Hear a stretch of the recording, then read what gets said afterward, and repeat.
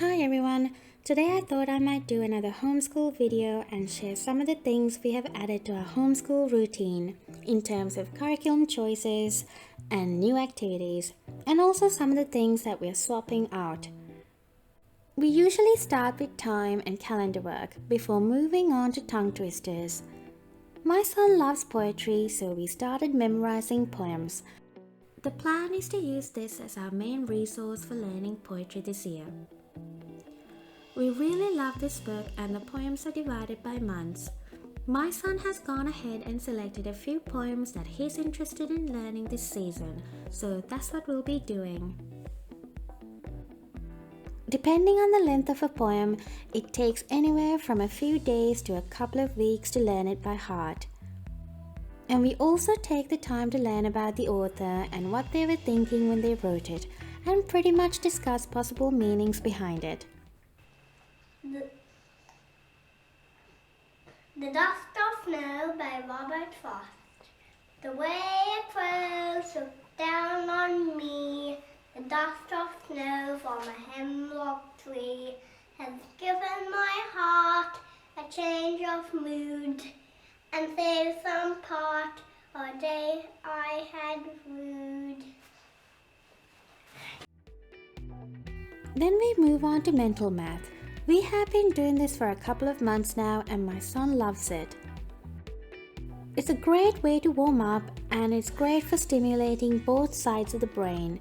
It improves problem-solving skills, concentration and memory, and he seems to be generally more interested in math because of it. And that's really great to see.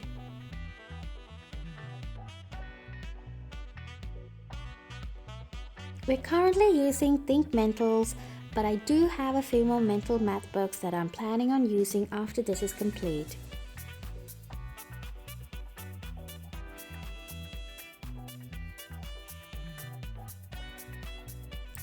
My son really loves this curriculum. He goes through these levels pretty quick.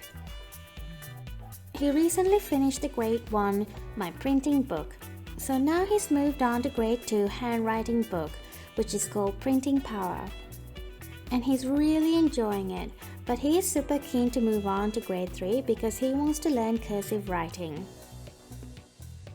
For math, our core curriculum is RightStart Mathematics, and that's not going to change because my son really enjoys it, and we are currently on level B, so we're going to continue with that. But this year he will be 5, and so he'll be officially registered as homeschooled. So we want to show that we're meeting the Australian curriculum standards. For that I bought this one, Targeting Maths Foundation Level, which is what he's supposed to be doing this year. But he had a look through it and wanted to start on it right away. He spent about 5 to 10 minutes on this a day and was able to complete it in about 2 months, although it's meant to be done over 4 terms.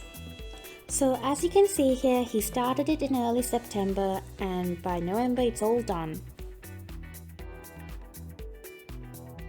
So I was going to buy the next level, which is Targeting Maths Year 1, but I was doing a little bit of research and came across this other program called Stepping Stones. This is also linked to the Australian curriculum requirements and I really prefer this one because if you look at the two, this one has detailed explanations and instructions, whereas Targeting Maths doesn't.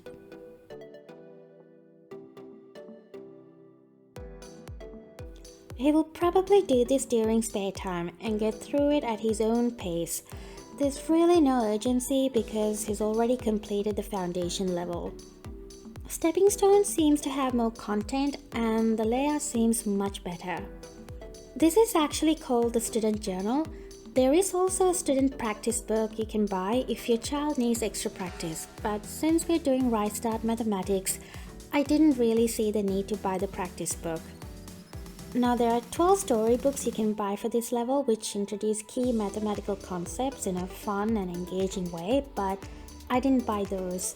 And there are also lots of additional resources and interactive games online, but again, we don't plan on using those because we really haven't used screens and we're pretty big on digital minimalism.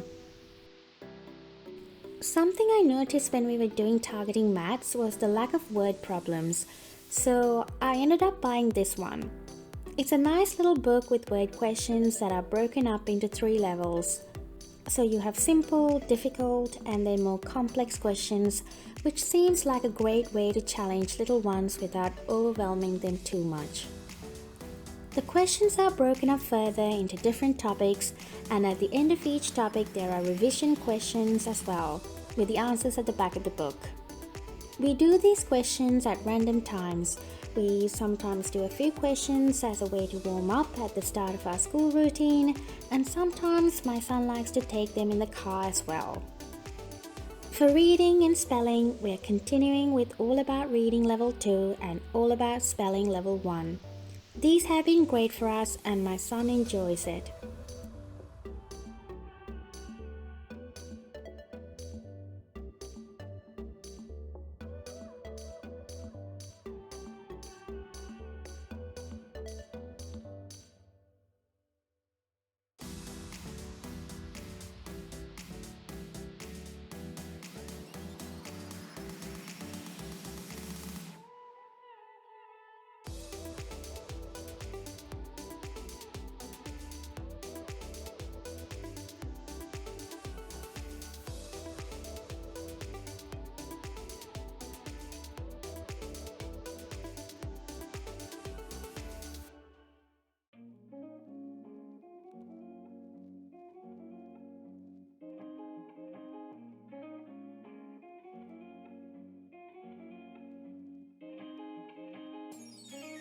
This year we are also going to be doing All About Homophones.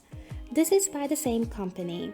My son loves Homophones and this is just a brilliant book to teach them because it does it in a fun and engaging way through lots of hands-on activities and games like snap, crossword puzzles, riddles, tongue twisters and things like that.